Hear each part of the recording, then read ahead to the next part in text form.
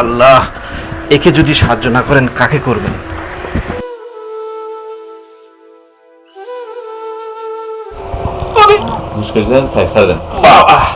আমি চেতাইতে পারতেছি না।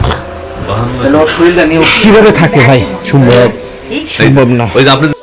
আমি বাঁচতে চাই, আমি বাঁচতে চাই। আজকে চলে আসছি নওগাঁতে।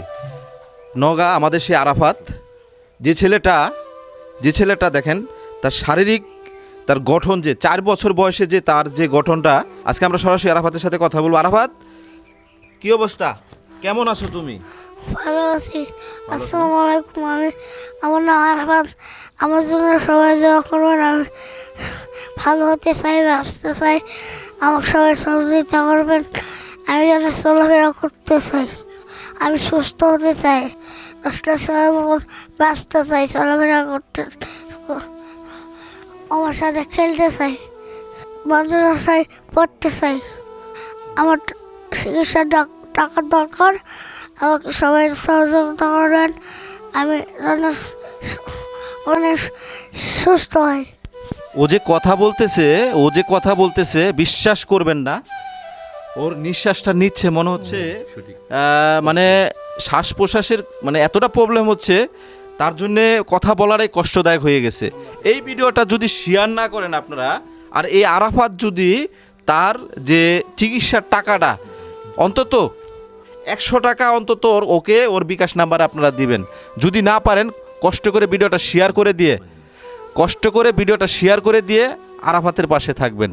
সমস্যা তো অনেক, মনে করেন যে একটা মানুষ যদি নিজে চলাফেরা করে না খেতে পারে, চলতে না পারে, তাহলে তার তো জীবনে কোনো শান্তি নাই আছে। আমি যতক্ষণ আরাফাতকে তুলে দাঁড়িয়ে দিব ততক্ষণ ওই দাঁড়া পাবে, যতক্ষণ বসে দিব ততক্ষণ বসে পারবে। তারপর মনে করেন যে ওই পায়খানা নিজে নিজে করা পারে না, পরিষ্কার করে দেওয়া লাগে, পেশাবও করা পারে না, সব কিছুই আমাকে করে দেওয়া লাগে। এক কথা, আরাফাতের পিছনে আমাকে সব সময় থাকা লাগবে। তা মানুষ তো মরণশীল, আমি আজকে আসি কালকে নাও থাকতে পারি। তা আমি যদি মরে যাই আমার এই ছেলেটা কে দেখবে?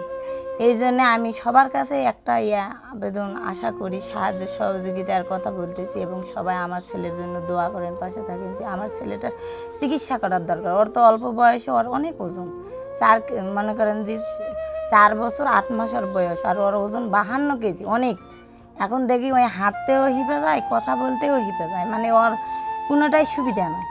যত তাড়াতাড়ি ওর ওজনটা, আমি তো ওর মা, আমার মনে হয় আমার বাচ্চাটার ওজন কমলে আমার বাচ্চাটা সুস্থ হবে, আর 4টা সন্তানের মতো দৌড়ে পাবে, এড়াতে পারবে, খেলতে পারবে, সুস্থ স্বাভাবিক জীবনে ফিরে আসতে পারবে। তো আমি জানি না আল্লাহ আমার ভাগ্যে কী রাখিছে, কিন্তু আরাফাতকে তো চিকিৎসা করতে হলে অনেক টাকা পয়সার দরকার। আমাদের ডাক্তার বলিছে যে প্রথম ঢাকা টেস্ট করতেই নাকি 70-80 থেকে 1 লক্ষ টাকা লাগবে। এখন টেস্ট করে আবার টেস্টের কি আসবে আর কি হবে, এখনও কত টাকা লাগবে, কি হবে, এগুলো তো আমরা জানি না। আগে ঢাকা টেস্ট করলে তারপর বোঝা যাবে যে কী হবে। তারপর মনে করেন আমরা গরিব মানুষ, আমাদের কাছে তো অত টাকা পয়সা নেই। ডাক্তার বলেছে যে ওখানে টেস্ট করা লাগবে, আবার আরাফাতেরকে মাসে মাসে ভ্যাকসিন দেওয়া লাগবে। মাসে নাকি 4টা ভ্যাকসিন দেওয়া লাগবে। একটা ভ্যাকসিনের দাম 8,500 টাকা। তাহলে মনে করেন 8,500 হলে 4টা ভ্যাকসিনের দাম প্রায় 35-36 হাজার টাকা হয়ে যাচ্ছে। আমরা তো গরিব মানুষ। আমার স্বামী দিনমজুরি, দিনে 500 টাকা কাজ করে, আমাদের সংসার চলাটাই হয়ে যায়। 4 বছর বয়সে যদি 52 কেজি ওজন হইতে পারে একটা বাচ্চার, তাহলে সে স্বাভাবিকের চাইতে অস্বাভাবিক না? হ্যাঁ, তার চলাফেরাটা কষ্ট না? আমরা চোখের সামনে যদি এরকম দেখি তাহলে ভালো লাগে?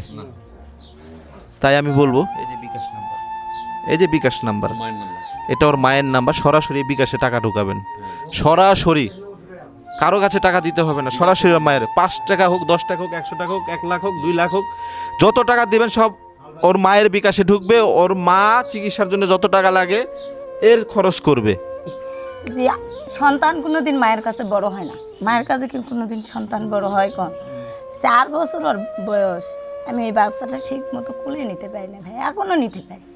3 বছর পর্যন্ত কোনো মতো নিছি।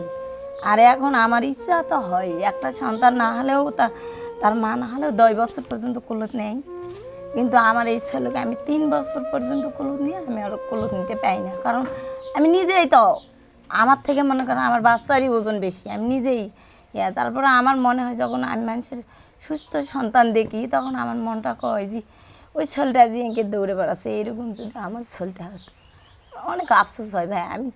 আমার এই বাচ্চাটাকে আমি নিজে পেট ভরে ভাতও খেতে দিতে পারি না। আপনি বিশ্বাস করবেন কি না জানি না, ভাত দিয়ে কইছে আমি আমার পেট ভরানো, তারপরও নিজের কষ্ট হলেও আমি ভাত আর দেই না। অনেক মানুষ আমার মোবাইলে বলতেছে যে আপা আপনি তো ওর মা, ওর ভালো মন্দ আপনাকে বিচার করতে হবে। আমি মা হয় একটা সন্তান ভাত পেট না ভরে কীভাবে খেতে দেবো কম। তারপরেও কন্ট্রোল করেছি, তারপরেও আমার ছেলেটা ভালো, কিন্তু কম খাইও তো আমার সন্তান ভালো হয় না। দেখি কম খেলেও মোটা হয়, না খেলেও দেখি মোটা হয়। তাহলে এখন কি করার, যত তাড়াতাড়ি সম্ভব আমাকে আরাফাতকে চিকিৎসা করতে। আমাদের যদি পারিবারিক সামর্থ্য থাকতো তাহলে হয়তো এই দিনটা আর দেখতে হতো না, আরও আগেই চিকিৎসা হতো কিন্তু সব কিছু করার মালিক আল্লাহ। আল্লাহ যদি পারে এখনও আমার সন্তানকে সুস্থ করে দিতে পারবে।